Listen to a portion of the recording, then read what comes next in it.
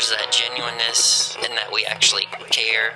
We're not regulated to do it. We've always done it. And it goes back to that fabric of the family. You know, we live here, we work here, we care about our community. We want it to thrive.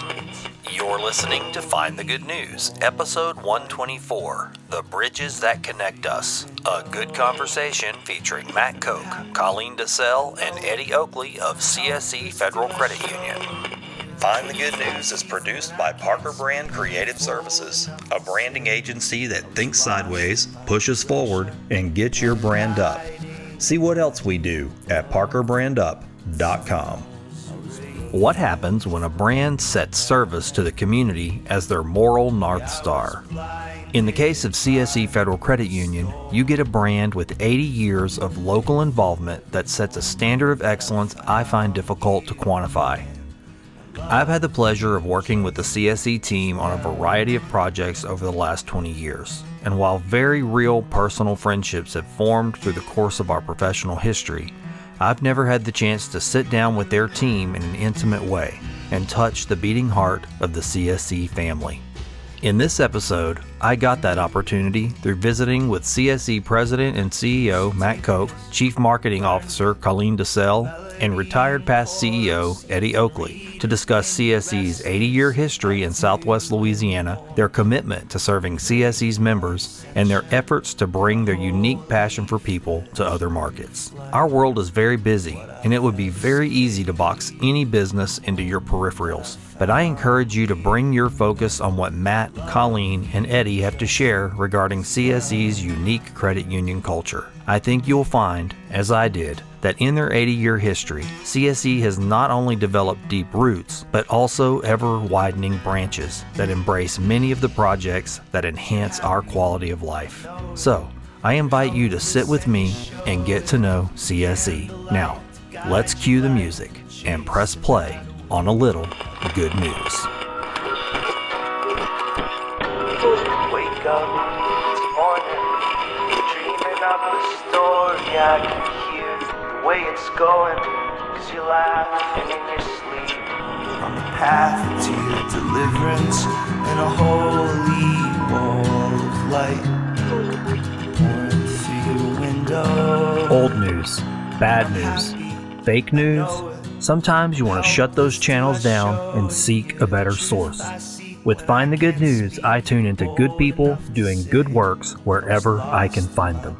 I scan the signals looking for educators and students, scientists and spiritual leaders, writers, musicians and artists, business owners, volunteers, and active citizens who offer their time, resources, and talents to build a better world for others. In each episode, I tune into the hearts and minds of my extraordinary guests. I uncover the critical life experiences that shape them, the principles that guide them, and the foundational philosophies that keep them on their path of goodness. There's a lot of news, and it's a noisy world.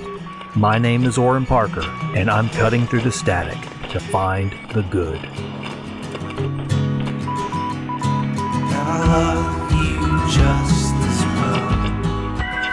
We're overwhelmed with signals. I mean, I'm sure if you're on social media or you turn on YouTube or turn on the TV, it's like, gosh, what do I listen to? And so what we try to do with this is take a sidestep out of the marketing world of just constant messaging and take a little bit of a more relaxing, deep dive into the culture of good people doing good works in the community. And, you know, you guys have your 80th anniversary going on this year. And we thought, what a great time to just capture, you know, in a piece of evergreen content, the story of CSE. And we have 3 great people from CSE to do that today. And if y'all don't mind going around the table, just for the listeners, we can go left to right and just introduce yourself. Let people know who I'm talking to today. Eddie Oakley. I'm not good at this. Oh, that's okay. Mr. Oakley, as I understand it, you're a former CEO? Former manager. Okay. Oh, you just want me to go talk. We're going to pull it out of you today. So you're You're gonna have to. that's okay. We want to hear, I'm sure you've got stories to tell that are pretty fascinating. Well, you want to know about the credit union? All right, we'll get to that for sure. We're going to definitely go down that road. Well, the credit union is it's a financial co-op. Yeah. It started. You want some history? Sure. I'd like to know some of your history. Some of my history. Yeah, some of your history, yeah. Okay, well, I'll start with my history, and then I'm from Montgomery, Alabama. Okay, the guy I talked to the other day was from Selma, Alabama. So, man, I got two Alabama boys. 50 miles away. Yeah, wow. And I graduated from Sidney Lanier High School, and then I went into the service, What branch? Air Force. Air Force, okay. That was in World War II. Two, okay. And I feel guilty about my service. You feel guilty about your military service?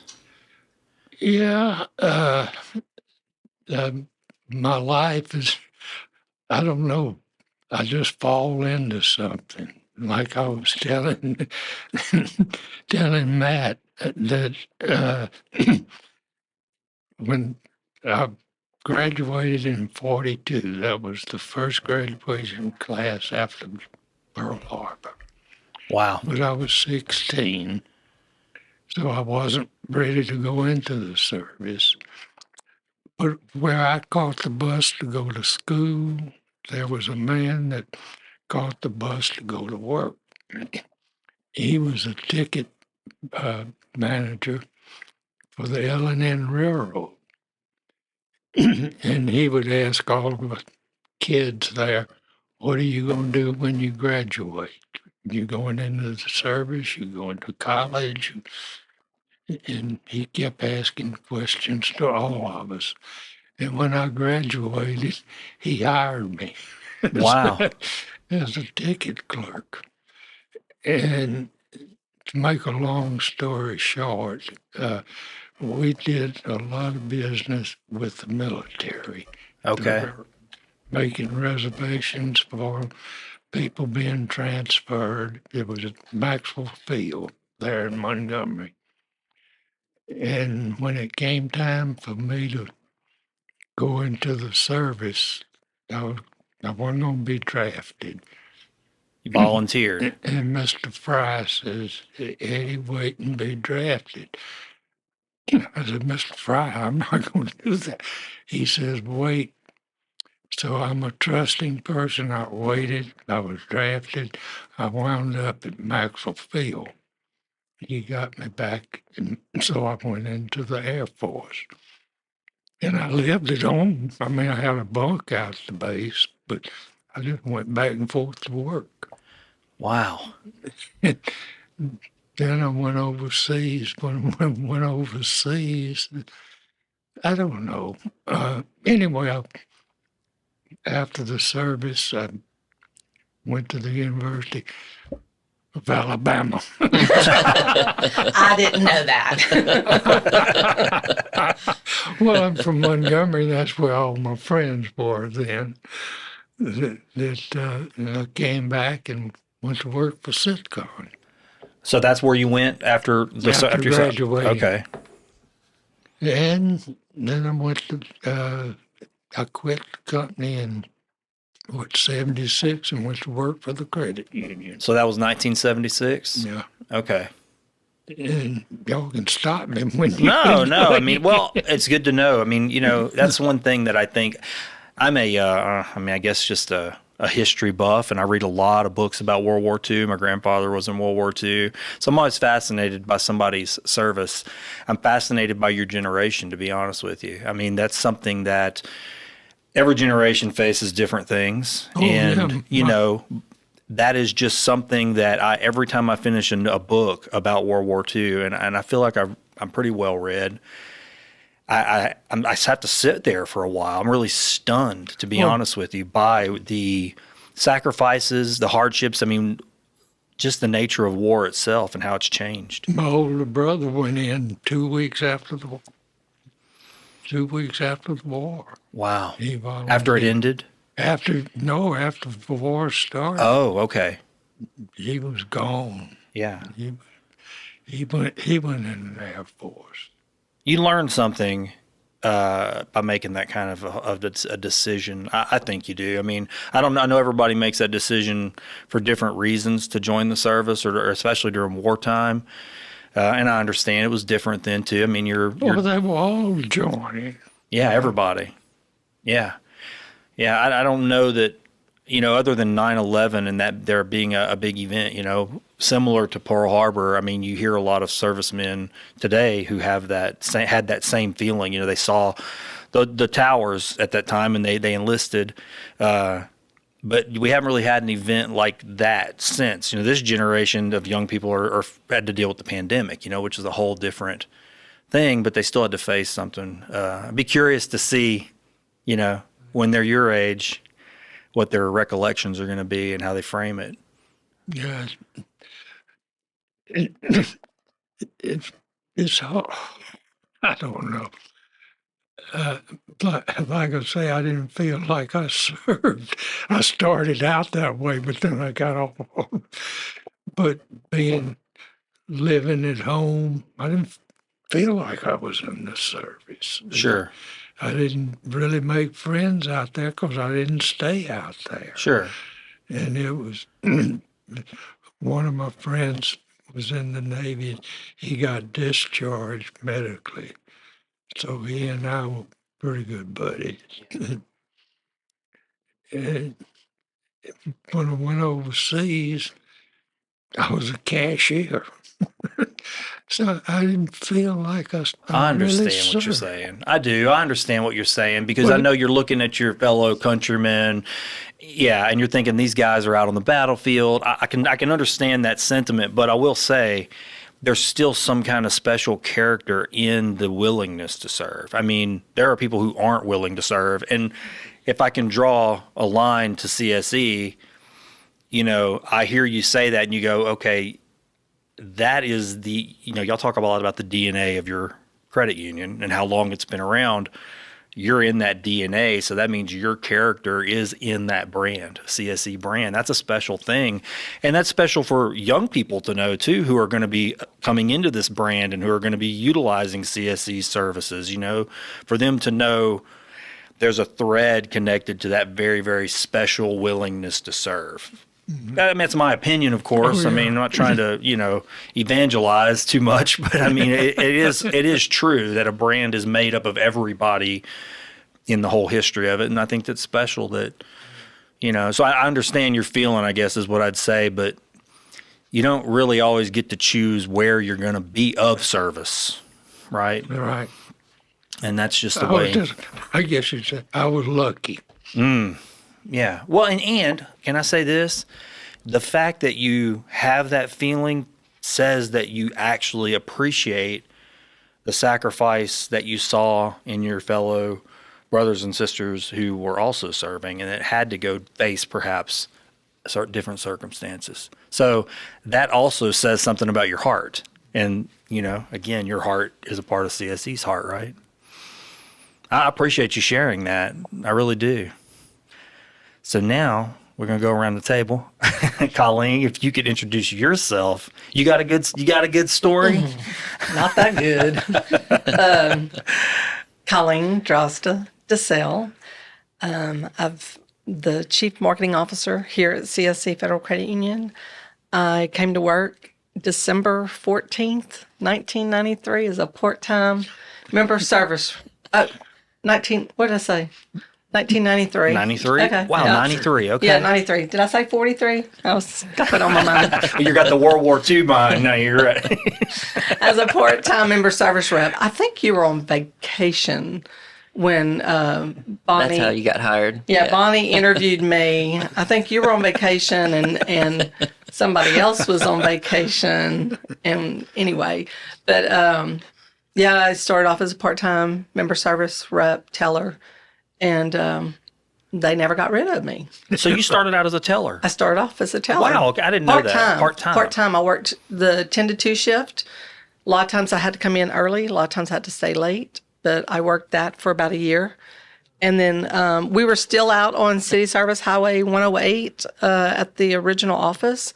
And we closed our doors Labor Day weekend the following year in 94. And I became full-time as a member service rep under Bonnie McDonald. She was the member service manager at the time.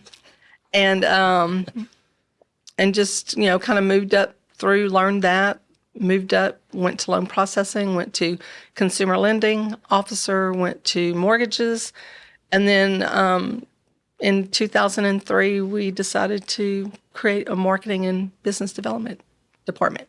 Okay, so y'all that was something that was created. We created I the gotcha. marketing Okay. and business development. Everybody was doing different things, and we just pulled it in together. And I was fortunate to be offered the position. I was interviewed. So were other people, and So that's interesting. What year was that? that was 2003. Really? So that y'all before 2003, it was just as you said, different departments kind of doing their own thing. We had some basic brochures. Okay. I think it was Chuck. Chuck from KMI Printing. KMI Okay. Printing was helping us with some brochures back in the day. That's when I met you. That's how we met. That's right. You Okay, because I came was in. there Yep. for a little while. Yep. So Okay. and God, then I didn't the realize it was that the year. managers, which we had 3 managers. We had a county manager, we had a loan manager, and we had a member service manager. And they would go out periodically to meet with businesses because, originally back in when we were originally established, we were established for the employees of City Service Refinery. And that was our main employee group. But then after the 80s, the charter change happened, and we were able to bring in other businesses to sustain us because we realized during those times there was layoffs, there were strikes going on, and we needed sustainability to continue us through now the 80 years. So that was a position I took on through business development, was to go out and meet companies. When I took that position over, they were bringing in maybe 1 new business a year. Oh, really? And I started bringing in 6 new businesses a month, Wow. which what was a huge unheard of. increase. That's which was unheard of. And, but because we asked, because people still thought we were closed off. So by getting out there and talking to people, they realized that they could join, including family members, Yeah. So That's interesting. It's so different now. I mean, in hearing you tell that, it reminds me of how it used to be because I can remember that. Like, that was even my perception was just that, okay, this is what they do. They just go into a business, they make a pitch, they talk about the benefits to that particular business, and everybody who's a part of that business can be a member. But outside of that, the general public, at least in my perception, was like, well, you really have to be attached through a business or a company or a family. And it seems like that umbrella is really kind of dissolved to that some has degree now. It's like changed. it's a Yeah. huge opportunity now So for the general public. That's interesting. I love hearing all that. And it seems like I guess you call it escalation, where it just sort of begins to speed ramp. As you said, you go from 1 business a year, 6 businesses a year, and then boom, boom, boom, multiple branches.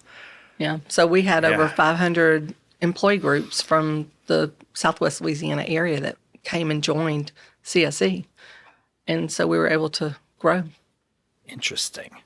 Yeah, I didn't know that was your story. That's very fascinating to me. I didn't realize it was 2003 when the marketing department really was formed. Wow. Very interesting. Thank you. Yeah, I found my first employee newsletter this week. Somehow The it was first still one? on my desk. Oh, and I guess to some degree, y'all were inventing it as you went along too. It's like, okay, Yeah, we've got a because, department now. What's it look like? I think when I came on, we were maybe 10 What? employees, maybe more. It was a Well, small group of us. I don't know. When you finish, I'll go back and give you a little history of Okay. that. 'Cause the history I gave you wasn't anything to do with the credit union. Okay. We're going to definitely get some texture then, because I want to hear anything that's enlightening about this brand.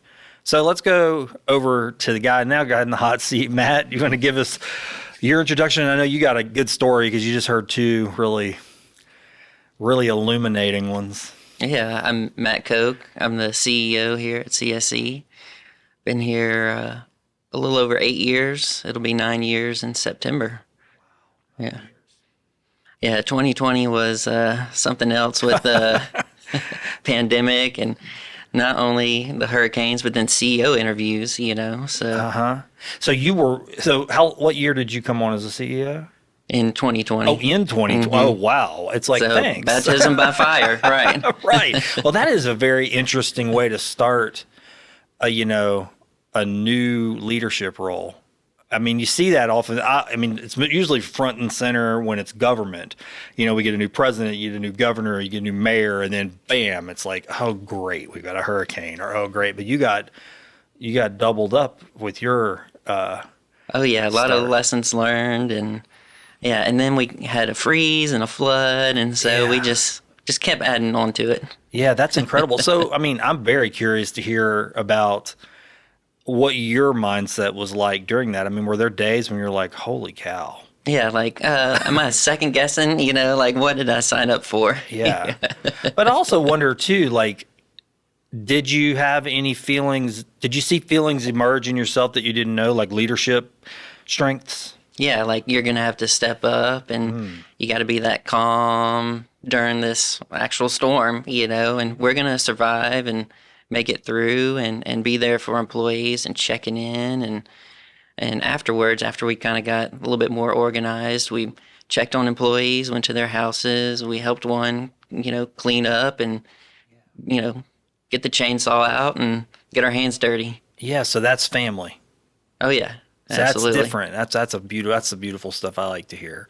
We talk about this a lot with different guests, the idea of the heart, and I said it in the last podcast interview that we did, and I said, it's good to have that skill of being sort of hammer-headed or hard-headed and resilient and tempered to get through hard times, but wearing that all the time is just not realities. We're all still sort of soft, squishy beings. We're tender, we hurt, we get tired, we get stressed. We have feelings and needs too, and so I think it's kind of interesting when I meet people, and it kind of gets into what you're saying, where you're going, okay, I've got this new role, awesome, sunrise, it's what it feels like. It's a new dawn. I'm starting something new, and it's like, yeah, and that new dawn has a super big storm on the horizon.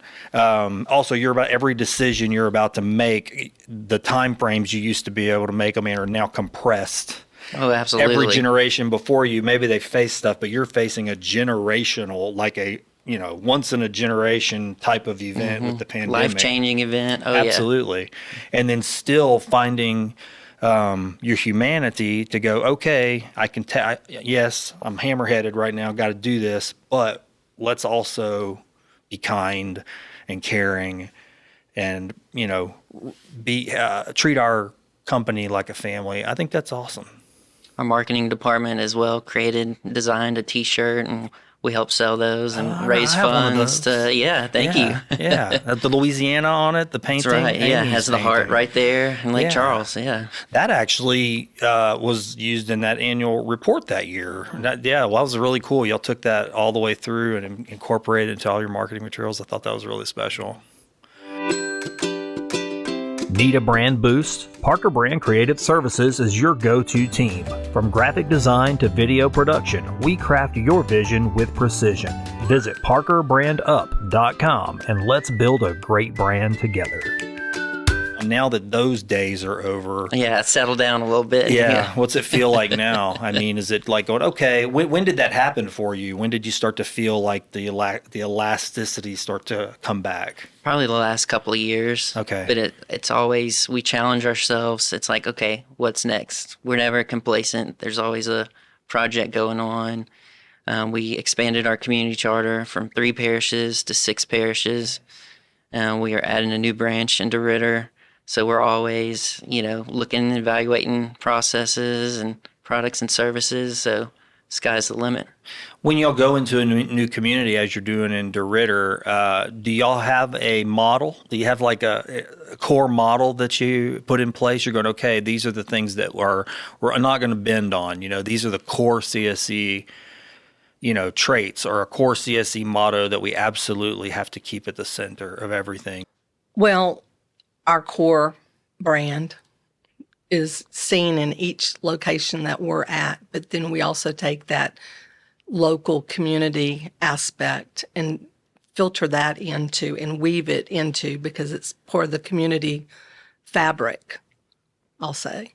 So, if you go to the Jennings branch, you see CSE, but you also see what's going on, what's core to that community. So you'll see that visually, potentially. And then we'll do the same. We've done the same in Sulphur. Sulphur was, the Swisco branch was our second but first original branch. And that's our industry branch per se because of its location. So you see a lot of visual things in there with regards to the businesses. We actually went out to some of our core groups and took photos and represent them inside that branch. So it's a familiar look. The Sulphur High Stadium right before it was redone. I'm very proud of that. And then, Lake Charles here, it's the Lake Charles community. Same thing as Moss Bluff. We also, another attribute you'll see, or I don't know if attribute's the right word, but visual is our bridges. We have bridges, photography shots of bridges because bridges connect us, connect our communities. So that was another aspect that we had looked at some of our locations and things like that. But going in, we don't wait till we open our doors to connect with our communities. So we've been in DeRidder for over a year, connecting and building those relationships. And we went in with the idea that, we already had a small pool of membership that's been with us for years. And how do we develop that and engage with newer members in the community? And so we take that strategy and we go in. We also know what we need to have to support that growth and opportunity for that branch. And so we work toward those numbers along with connecting with community leadership there. So we, DeRidder, Beauregard has just opened their arms to us, and it's been a really great relationship build in the DeRidder location. So we're excited and we can't wait to get in there on a full-time basis. We basically already have our staff for that location. Oh, good. And phenomenal new branch manager that's coming in. She's from the area. And that's another thing that we appreciate is building those relationships through that community itself, So we're excited. I think she's already given away all of her business cards already. Yeah, So. yeah. She's hitting the ground running. So, right. It does, y'all are very involved in the community. Michelle and I talk about this all the time. I'm like, I don't know. I mean, and maybe I'm misspeaking, it's just my perception. Other than petrochemical companies, I don't know that I see a brand that is connected to as many events and movements and nonprofits as CSE. I mean, it's just the truth. You guys work that. I mean, really, really work it. And I mean, and I know that there's that's earned marketing. I mean, it's paid marketing, but it's also earned marketing. But at the same time, my perception is that it's not just about the marketing. Y'all actually do want those events to be better because you're involved. Am I saying that right? I mean, is that honest? I believe so. Yeah, I think there's that genuineness in that we actually care. We live here, we work here, we care about our community. We want it to thrive and not just, okay, here's sponsorship dollars. No, we have those relationships and we care. We're not regulated to do it. We've always done it. Mm-hmm. And it goes back to that family wove fabric of the family too. So some of the things that we've participated in the past is because we were actually affected internally or personally. So the decision was made because there was a real connection. Yeah, a real Okay. connection. But, you know, but as well as seeing the need. And our philosophy as an industry, credit union industry, is people helping people. And so that's the top tier there. And then everything else just falls underneath it. Can I tell you something? I believe you, and I know that's such a simple thing to say, but so many marketing messages, I mean, we work in marketing, and so many of them are crafted. It's necessary. I mean, you have to sort of streamline it down into some sort of condensed messages that you can put out on signals. But sometimes it can feel like, well, I'm just, they say they care. I'm not talking about CSE, but just generally any business, they can say, oh, they say they care. Okay, care. I see their picture, but I believe you. And that's like a huge hill to cross, is to get the public to actually believe you. And the reason I think I believe you is because you're telling the truth and it's authentic. I mean, and I just think that's the way it works. People can smell deception in advertising, or when it's just canned, they know it.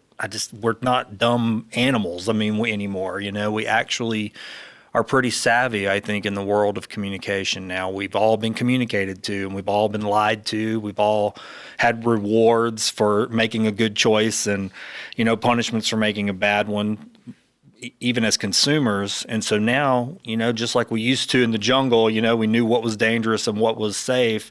I think that's kind of the new jungle. Now we're navigating communication. So hearing you say that, and especially in this format, being at the table, I go, oh, I 100% just believe every word you just said, because it's true. Yeah, and all of us in senior management and even some of our mid-level serve on multiple nonprofit boards. So it just goes back to show, we're invested in our communities and our friends and family. Yeah. Has it always been that way, Mr. Oakley? Not really. Here we go. I just said tell the truth. He's going to tell the truth. No, I'm not going to tell. I'm not going to tell you anything. So, I mean, okay. So let me ask you this. I mean, what was I going to say?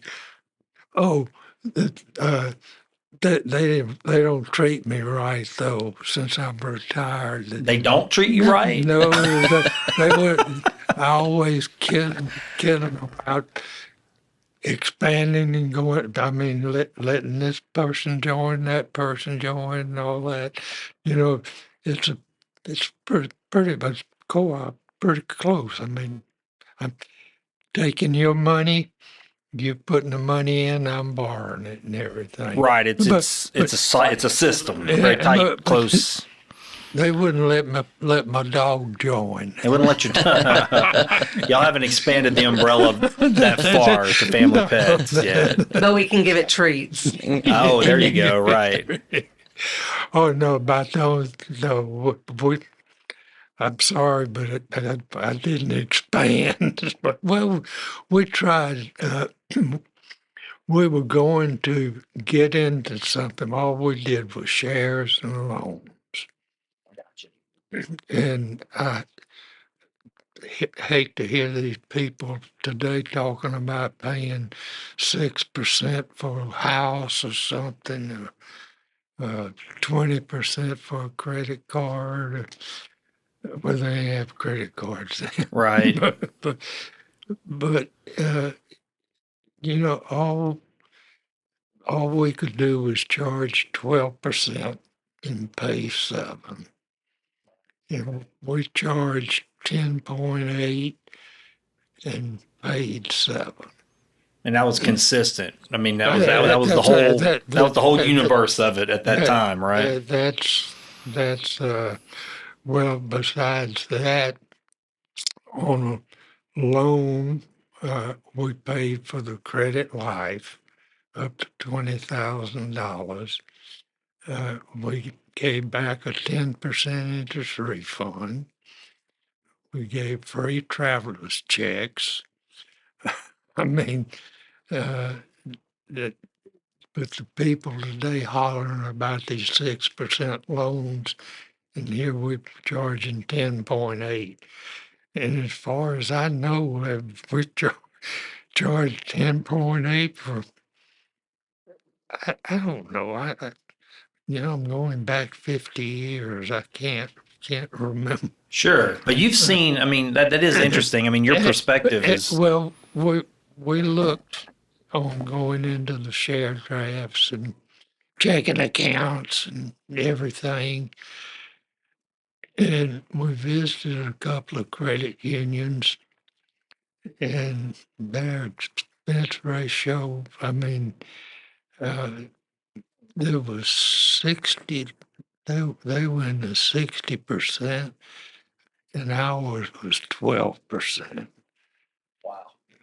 And that was, no, we're not getting into that stuff, because once you got into it, you stop the interest refund, even though I think they gave back a interest refund. We go back a A ten, big It was interest a $1 million. refund. huh? It was $1 million. That was for our 75th anniversary. Yeah. Mhm. But it was for the individual, it was a company. I mean, it was people putting in the money, and if you defaulted on it, it was a person that you're working with. Sure.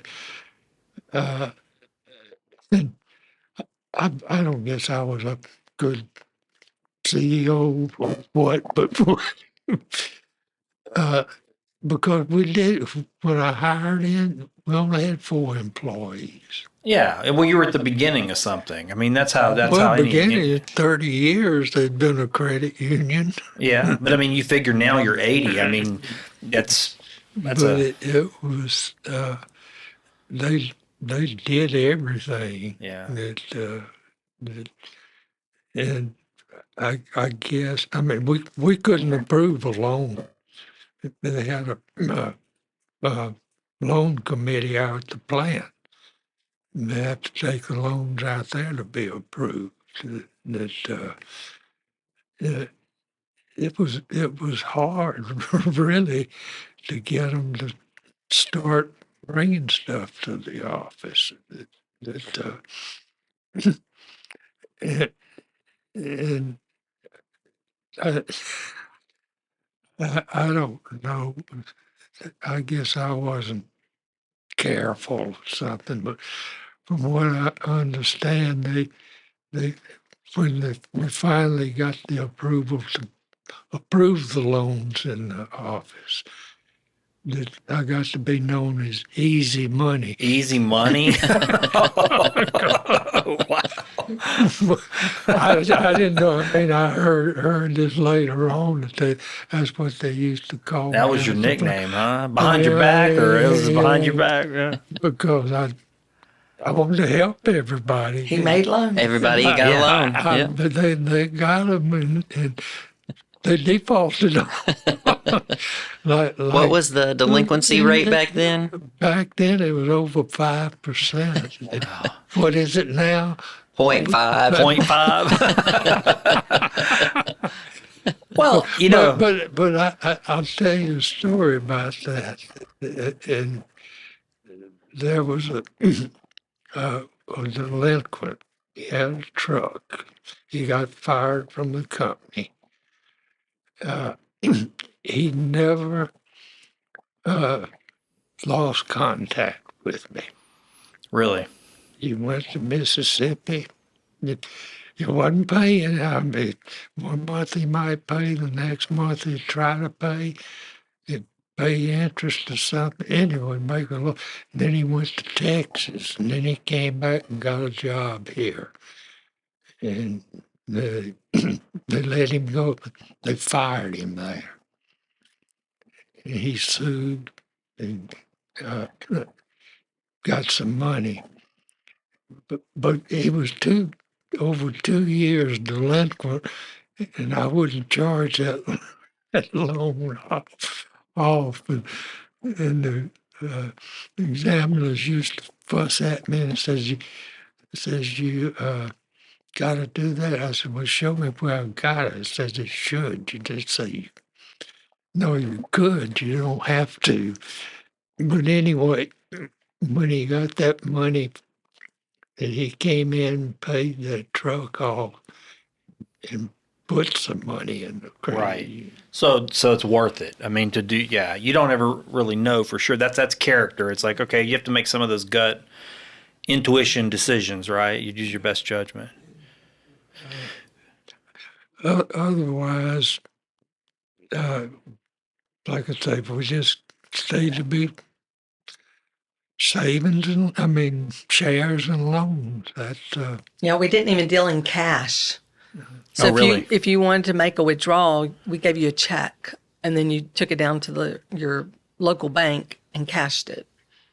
So we didn't change that up until a couple of years, maybe remember that. 94, 95 or so. And we didn't go into checking accounts until 2005. Yeah, Wow. Bill Roberts. Really? So didn't- what's God's I That didn't realize that. when- Bill Roberts didn't want to get into it. Yeah. Your brand deserves the best. At Parker Brand Creative Services, we build better brands with creative precision. From graphic design to digital marketing, we think sideways, push forward, and get your brand up. Trust the work, not the pitch. View our extensive galleries at parkerbrandup.com.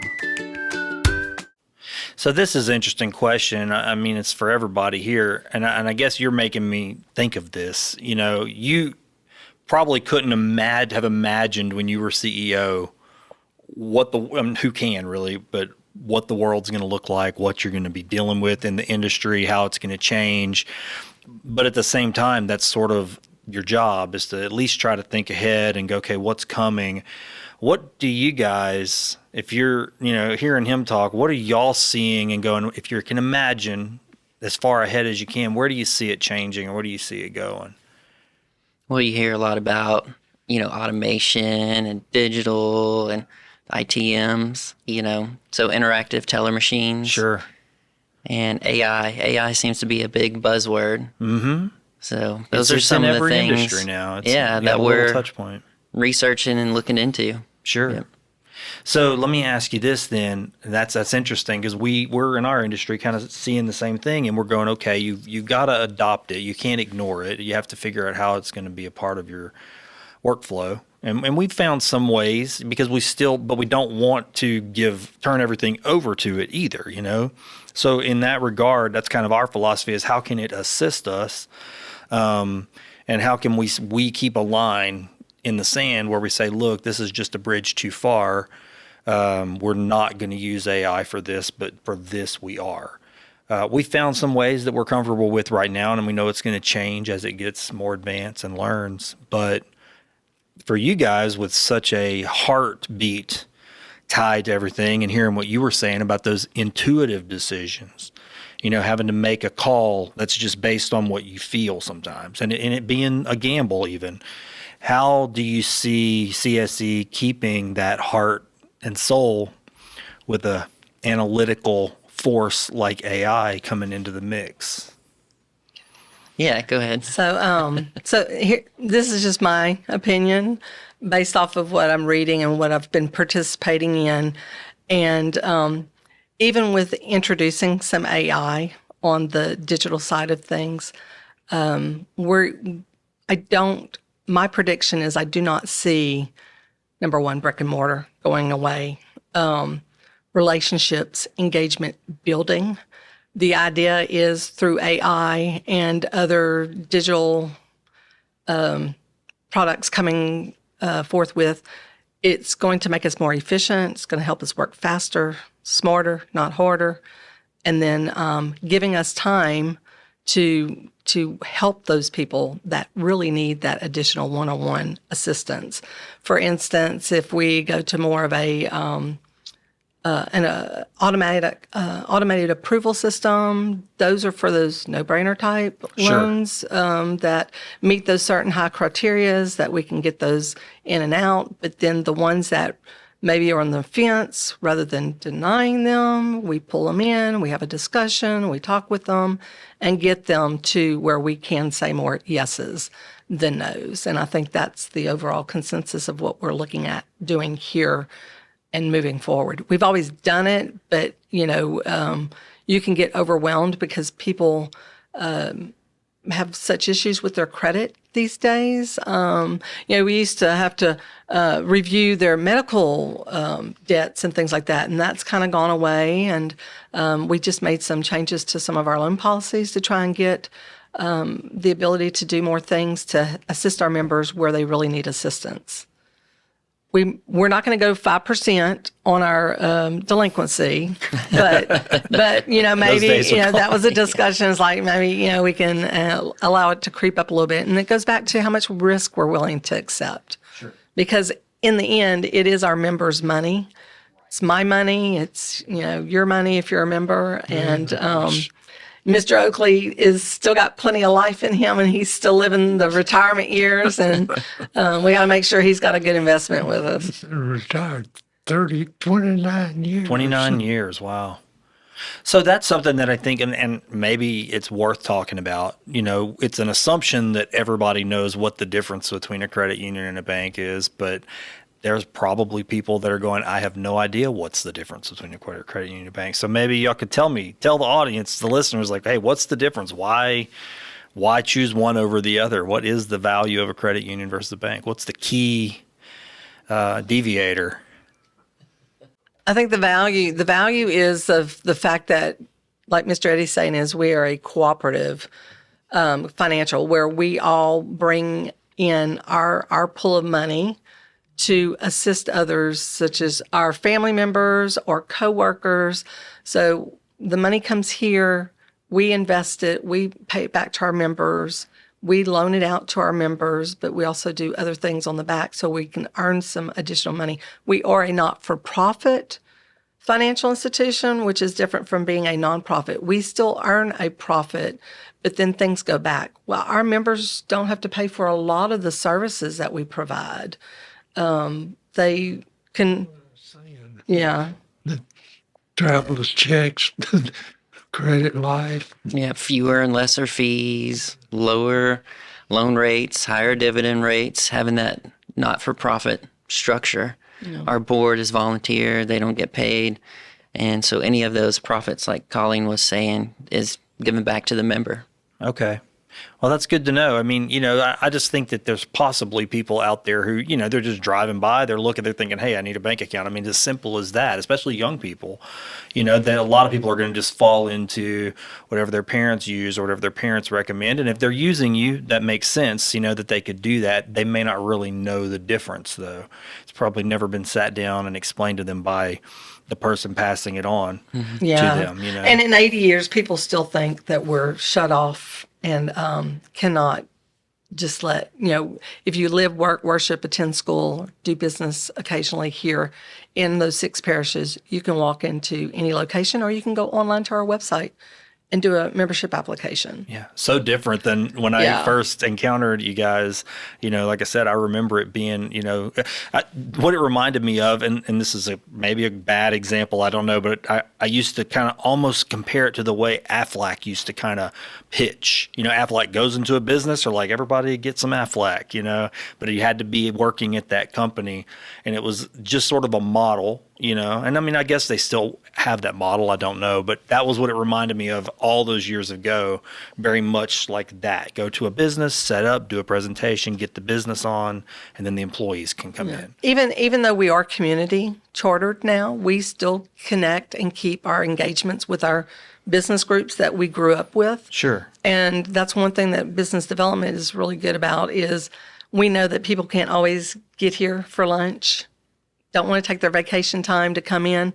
So we will schedule membership drives and we will go out to businesses or nonprofit groups and sit there for a couple of hours and get people in and get their accounts opened, So that's a little different that nobody else really does. And that's been beneficial for us, is going where our potential members or even our members to have those conversations. Yeah, I see that all the time. Y'all have I think a very strong and healthy communications arm or education arm out in the community. I mean, you go to schools and you do financial education, and I've seen y'all do that with groups and whatever. I mean, I'm always seeing your team out there doing something like that, really just shaking the trees and going, hey, we have some information to share with you that's valuable to you. Even if they're not members, that's still useful to them. We do have certified financial counselors available on staff.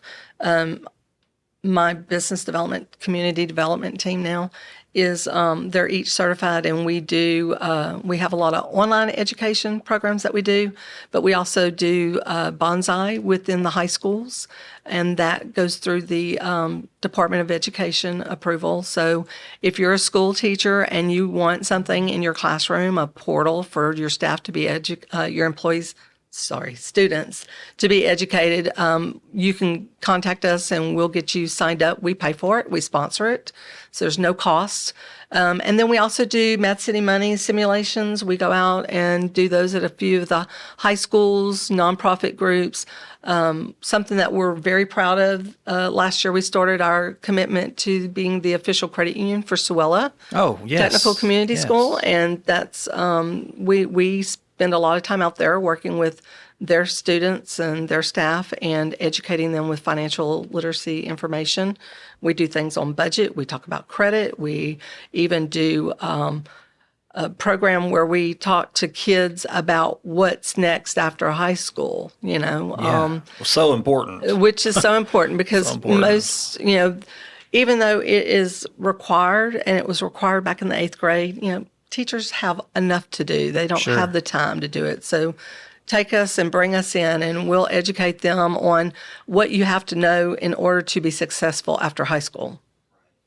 Yeah, because a couple of, medium level financial potholes can really put a hiccup in some plans for a young person. Yeah, young people don't realize how credit follows you everywhere. Sure. You want to move out of your parents' house?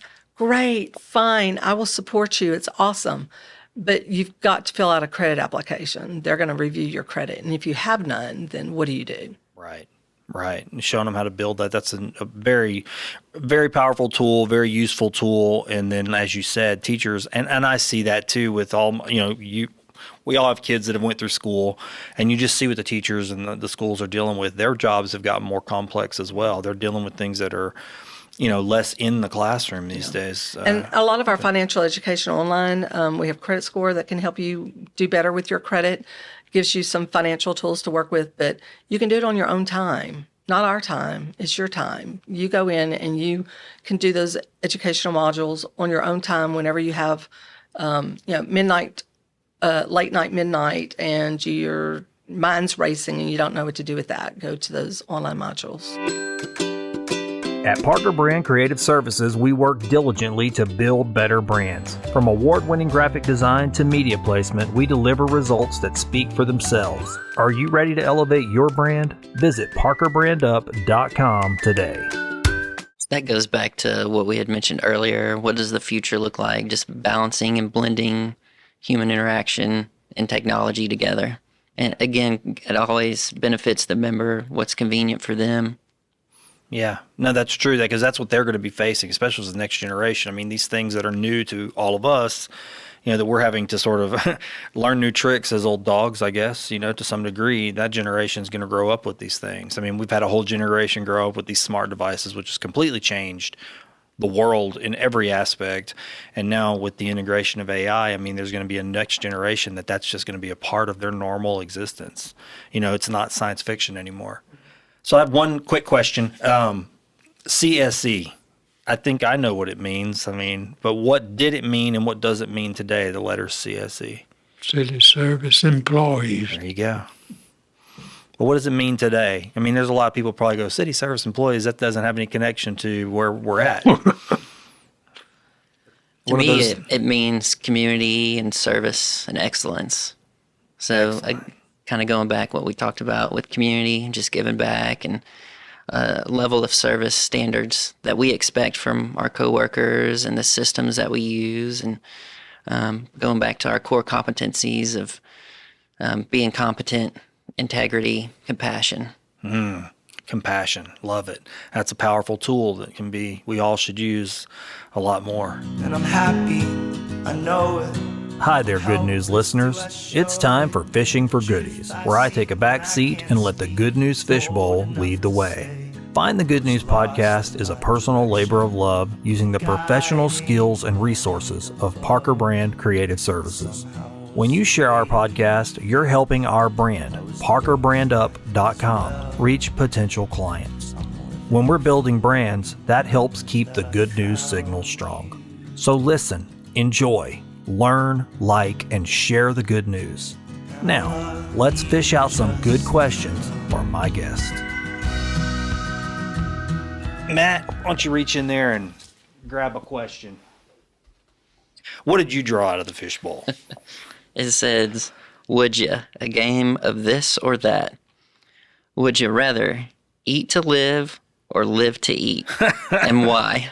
That's a good question. Hey, in Southwest Louisiana, I mean, I probably know the answer, but let's hear it. Yeah, we do have some good food here. Yeah. I would argue it's probably the best in the world. So definitely eat to live.